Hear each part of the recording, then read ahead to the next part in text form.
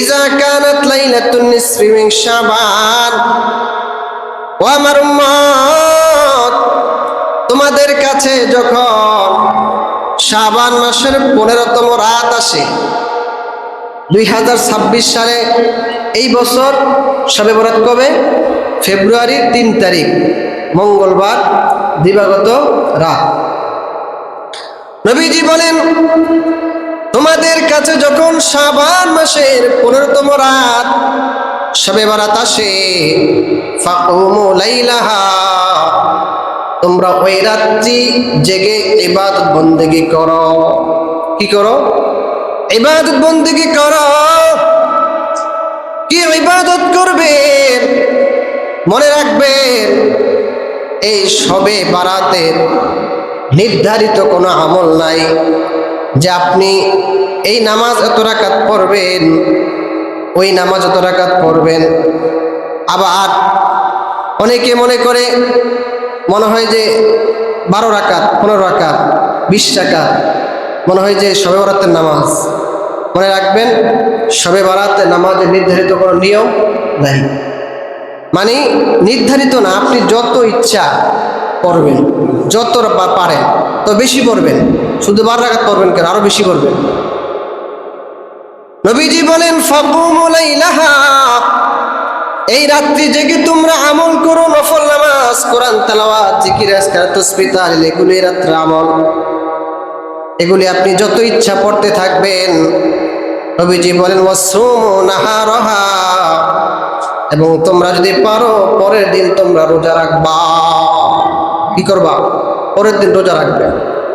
যদিও এই শবে বরাতের রোজার ব্যাপারে দুর্বল হাদিস আছে, কিন্তু নবীজি প্রত্যেক মাসের 13, 14, 15 নবীজি রোজা রাখতেন। দুর্বল, এটা শক্তিশালী হাদিস। আপনি যদি প্রত্যেক মাসের 13, 14, 15 3টা রোজা রেখে দেন, তাহলে আপনার 1 in 3 হবে। অর্থাৎ আপনার এই আইয়ামে বীজে নবীজি প্রত্যেক মাসে রোজা রাখতেন, এটা আদায় হবে, শবে বরাত রোজা আদায় হবে, এবং নবীজি প্রত্যেক এই শাবান মাসে বেশি বেশি নফল রোজা রাখতেন, এটাও আদায় হয়ে যাবে। 3টে রেখে দেন, ঠিক কিনা? আমরা চেষ্টা করবো 3টে রোজা রাখার জন্য। শাবান মাসের 13, 14, 15 3টা যদি রেখে দেন, তাহলে আপনি সব পেয়ে যাবেন ইনশাআল্লাহ।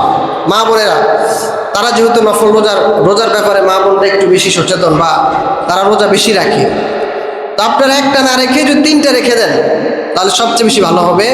আপনি 3টারই সব পেয়ে যাবেন। শাবান মাসের রোজা রোগ পাবেন, নবীজি প্রত্যেক মাসে 3 দিনের সেটা পাবেন, শবে বরাত আদায় হয়ে যাবেন ইনশাআল্লাহ।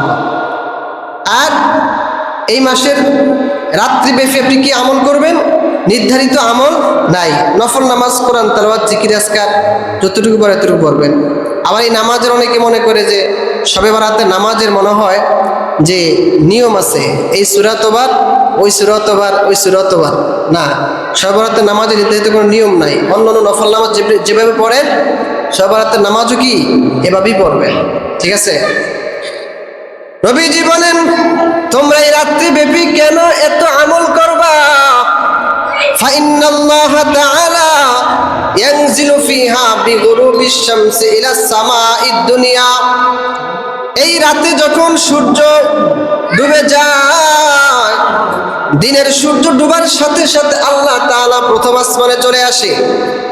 প্রথম আসমানে এসে বলতে থাকে, আলা মিন মুস্তাগফিরিন ফাগফির লাহ, আছো কোনো ক্ষমা প্রার্থনাকারী?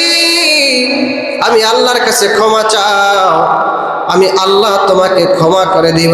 বান্দা, তুমি সারা জীবন অনেক অন্যায় করেছো, অনেক গুনাহ করেছো, দিনে গুনাহ করেছো, রাত্রে গুনাহ করেছো, দুনিয়ার কেউ জানে না, কিন্তু আমি আল্লাহ তো জানি তুমি কত বড় গুনাহগার। ও বান্দা, এই রাত্রে আমি আল্লাহ তোমাদের কাছাকাছি চলে আসছি, প্রথম আসমানে আসলাম। তোমাদের মধ্যে কে আছো?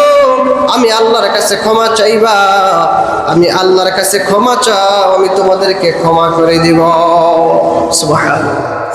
আমার ভাইয়েরা, আমাদের আল্লাহ কেমন আল্লাহ? দুনিয়ার মানুষ অপরাধ করলে অপরাধীকে খুঁজে শাস্তি দেওয়ার জন্য, কিন্তু আপনার আমার আল্লাহ কেমন দয়ার আল্লাহ, সে অপরাধীকে খুঁজে ক্ষমা করার জন্য। কিসের জন্য? ক্ষমা করার জন্য।